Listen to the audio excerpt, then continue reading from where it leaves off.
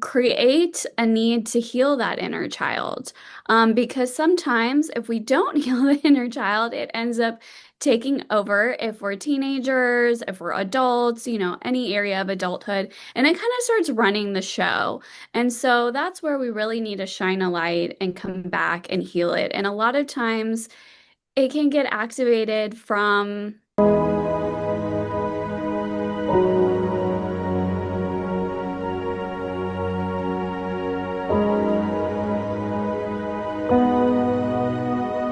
Hello, beautiful soul. I'm Napta, and welcome back to Wisdom in a Pocket, a space where we hold the small wisdom close to the heart.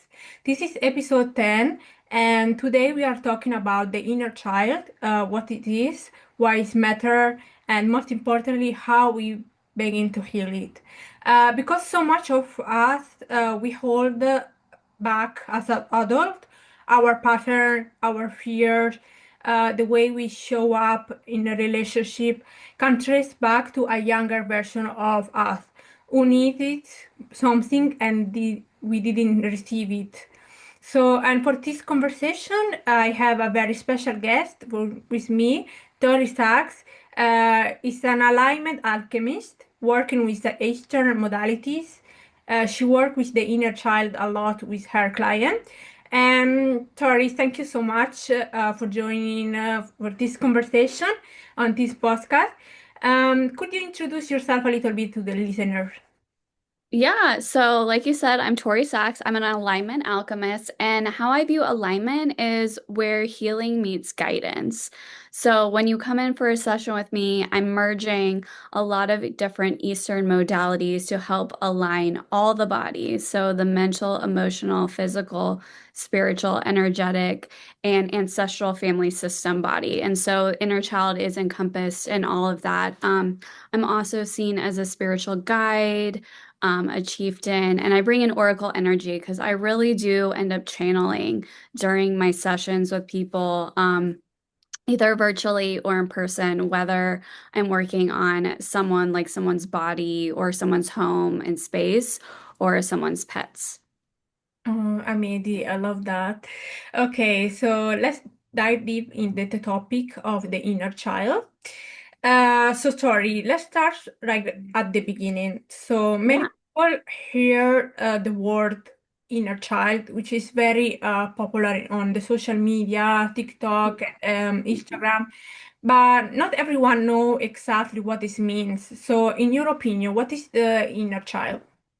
Yeah, so an inner child lives in everyone. I would see anything that holds energy, like even your animals, your spaces, they all have inner child. And that typically is connected to our childhood. But we still carry that childhood around with us. And there are things that have happened in our childhood that create a need to heal that inner child. Because sometimes if we don't heal the inner child, it ends up taking over if we're teenagers, if we're adults, any area of adulthood, and it kind of starts running the show. And so that's where we really need to shine a light and come back and heal it. And a lot of times it can get activated from a conversation, from seeing something, from witnessing something, so many different ways. And so, really, when we start having that communication, really start opening the doorway and having that communication, healing can happen. And we can also really come from a much more empowered place. Amazing, yeah. So it is so powerful, and I think a lot of people wonder, do I actually need to go into this, which is a lot of inner work, the inner child work is a lot, but I think it's really important. Why does this matter to do the inner child healing? Yeah, so it's really important because it can, like I said earlier, it can take over in other areas of our life. So, kind of think about it like driving. So we really want to be the adult driving our life, right? But if the inner child is not healed, or we do not have that communication or that connection with the inner child, it can take over. So instead of adult, whoever you are, adult Tori, for example, driving the bus, driving the ship, we have childhood Tori driving. And that, when we think about children, they have a much different perspective than the adult. They can come from a wounded place if you haven't healed it, where maybe there's a knee-jerk reaction or like, I'm scared. For example, I have some clients that we've worked on inner child healing, and some stuff that has come up is they are scared to be seen. Some people can be scared to go out. For example, if you have a business or just like even in your career, right? You want to be a go-getter. You want people to come to you. You want to be successful. But if the inner child is scared and that has not been healed or the communication hasn't even been started, then that child is driving the bus and saying, hey, I just want to stay at home, or I just want to be small, or I'm scared right now. So I don't want to go be this person that adult Tori or adult person really has the potential to be and wants to be. Does that make sense? Yes, yeah, and I think it's a lot of impact in the relationship as well, right? Oh, completely. Like what we see dynamics of relationships that we grew up witnessing, for example. So sometimes we keep repeating those patterns, or, oh my gosh, my partner, even not even just romantic, it could be partnerships like business partnerships or people you're just partnering with on things, or even friendships. And it's like, oh my gosh, this person did something. And all of a sudden you might throw a temper tantrum, or you might come from like a very reactive place, and that is because that inner child is now driving the bus and it has not been healed. And so again, the adult version would be like, oh, well, I need to take a minute and take a step back. So definitely in relationships as well. All right, amazing, yes. So I think so many of us are walking around not even realizing that what we experience is um, actually unhealed child, inner child. So what the most common sign of someone that have unhealed inner child? So I would say it's definitely different for each person because we've all had a different childhood. But I would say if you are staying small, in your life, that is definitely an indicator. If you are feeling very scared about something when rationally, like that makes no sense to you, but you're like, hey, I get in these situations and all of a sudden I don't want to be seen, like that example, or you notice that something you might get activated and all of a sudden you kind of like start throwing a temper tantrum, for lack of a better term, but all of a sudden you really just have this explosive moment. That could be some inner child healing that needs to happen. Also, if certain things remind you of your childhood and don't remind you in a good way of your childhood, that could also be like certain situations or patterns that keep manifesting, for example. Yeah, that's right. So let's go into the practical part of the this podcast episode. So how do we actually begin to start healing your inner child? Someone is if someone is listening right now and they can feel it that they have like a healed childhood, they feel like something is unresolved. How and where do the healing start? Yeah. So, the beautiful thing is that we can do that with ourselves and we don't need anybody else to help us. I mean, I love facilitating in session as well. But it's very simple. So, like, you could do it right now. So, you just close your eyes and you connect and you just ask, like, where is my inner child living in my body? Because we carry this around everywhere. So close your eyes and where does my inner child live? And so just start connecting with that inner child. Like, what does it look like? Where is it living in the body? Is it in the heart? Is it in the lungs? Is it in the stomach? Is it moving? Like, is it not staying the same? And what does it look like when you're connecting with your inner child? Are you a certain age? Are you a baby? Are there colors? Are there images? Like, what are you wearing? How is the inner child? Like, what is the posture? So just look at all those things. And then Simply just take a moment and be and connect with that inner child. And really, if the inner child is ready, sometimes you just start with being there and witnessing what the inner child is doing, and that's going to give you a lot of information. And so sometimes that's all we can do. But you just, as you keep going back, you can keep fostering that connection and it can grow and you can do more. So let's say maybe the inner child feels safe because it's all about bringing us back into safety and feeling whole and that we are protected and that nothing wrong will happen to us, right? Or that we didn't do anything wrong during our childhood. So you can go back on subsequent visits, see if the inner child has moved, where it lives, and ask it what it needs to feel safe. Ask it what it wants to share with you in this moment. Like, what is the wisdom? Because there is wisdom from the inner child. Even in the shadow in our darkest times, in times when we are very activated and triggered, there is wisdom there. There is healing there. There's information. So just ask what it needs and it will give you information. And again, just listen with openness, with compassion, because again, the inner child, it can get unsettled very easily. Think about children and babies, they're very sensitive. And so they're very open to absorbing a lot of things. So again, just witnessing it and being there with it is going to be very helpful with your inner child.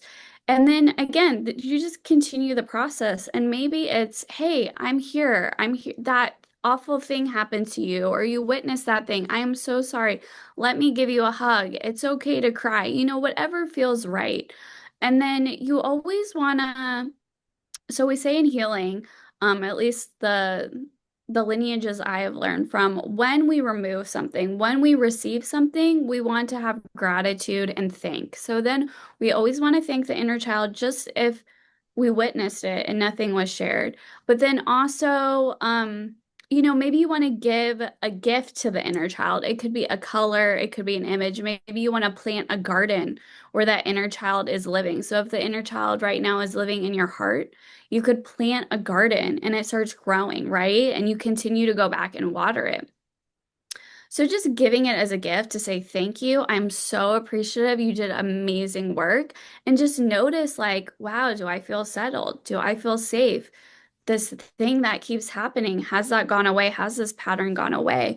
And then, you always want to keep as often as feels right. Maybe, for the first time you go every single day and it's just 5 minutes. Maybe you do like a 10-minute, 30-minute meditation every, you have your cadence. Maybe you do once a week, whatever feels right. But it's going back to the inner child and it's something where that relationship never goes away. Once you connect with it, it's just continually building so that you feel safe and you feel resourced. Yeah, amazing. What helped me is also like visualize my younger self and me as a Yeah. parent to help like hugging or visualize the inner child hugging or the thing that you in the childhood was lacking. You can give it to yourself like a parent version of yourself too. Exactly. Yeah, because when you show up and you meet the inner child, you are who you are in this moment. You are adult, like I would be adult Tori, and maybe I would be visiting depending on what activated me, like what timeline I could be 5-year-old Tori. But again, you're coming from the adult version that's like, hey, I'm here to protect you. Hey, I'm here to take over. You don't have to run the show anymore. You don't have to hold on to this anymore. So definitely. Amazing, yeah, thank you. I love that. So I think sometimes people wonder is this actually worth doing? It sounds like a heavy work, but what do you see becoming possible on the other side of this healing? What actually changed when someone started healing the inner child? Yeah, definitely. And I would say it's not always heavy. Yes, it can be really heavy and intense depending on the situation, but sometimes it's like, you might have a reaction to something that you didn't realize, and then you go and you just have a conversation like we just talked about with the inner child, and it brings that healing. Um, But people are more willing to be seen. Like with the example that I talked about, people are feeling more confident. You're feeling safe. So this is really connecting with the root chakra and the root. And so you're really feeling on the level that you are safe and you are protected. So a lot of times you're able to be more seen in the world. You're able to actually have deeper, more vulnerable connections with people in your life because you are feeling safe and you're knowing that you are the one that's running, like adult version is running the show. So honestly, it just really depends on the person and what is getting healed. But anyway, you're going to feel better and you're going to show up as who you truly want to be. Yeah. Okay, amazing. Yeah, that. So, and finally, surprising last question. So for anyone who is on this journey right now, or about to begin, what is your advice and what would you want them to know, like for the listener? Yeah, so just know that just trying this is the first step and that you're not alone. That you have a team, like a spiritual team with you. You have guides, you have benevolent ancestors, you have higher power, whatever you work with in higher power to help you. So you don't have to go this alone, and you honestly don't need to get ready to do anything. You just need to show up as yourself and just be open to receive everything that is meant to come to you, all the wisdom. And just by showing up, just by trying, you will get so many benefits and your life will expand in so many ways. Amazing. Thank you. So, before we get into closing, I always like to leave our listener with an open question to carry with them. So, what is one thing your inner child needed and never received it that your adult self could begin to give it right now? Think about that. So, and I would love to say my favorite phrase, which is may your life now be a love letter to your inner child. That. So, Tori, do you have like a favorite phrase or quote about the inner child that you want to share with us? Um, hmm. Gosh, so many things are coming up. But honestly, with the inner child, it's just about showing up for the inner child. Showing up and being there, being a light in maybe some of your darkest moments of your life in your childhood, and being a light and just being there to witness and give love unconditionally. That's something that can never get taken away from us. Okay, amazing. Yeah. So I love that. So this is the end of our episode. Tori, thank you so much for joining me today for this episode. This conversation was exactly what I hoped for, full of wisdom and advices. I'm grateful that you joined today. Um, for everyone listening, where they can find you and where they can work with you so they can follow your work. Yeah, definitely. So thank you so much. It's an honor to be here and an honor to help facilitate healing in any way, whether it's just through this podcast or continuing the work with me one-on-one. So you can go to my website. It's www.torysaks.com. So TORYSAKS.com. And I offer, like I said, in-person and virtual sessions. You can also reach out to me on I would say most of the Instagram platforms I'm on, Facebook, Instagram, TikTok, and YouTube as well. And if you know my name, you can find me. But again, reach out um, from finding my website and we can definitely work something out if we want to work, if you're ready to work one-on-one. Hey, wonderful. Make sure you go and connect with Story, and all of her links will be like down in the description below. To all of you listening, I hope this episode on inner child healing planted in you some seeds, even the smallest seeds. Leave a comment and tell me what touched you most in this episode. This may become your wisdom in a pocket today. Leave a comment and tell me also what resonates with you. And subscribe to this channel so you never miss an episode. Leave a like, share with someone who needs it. And follow me on Spotify and Instagram for any updates. Thank you so much for being here. Bye bye.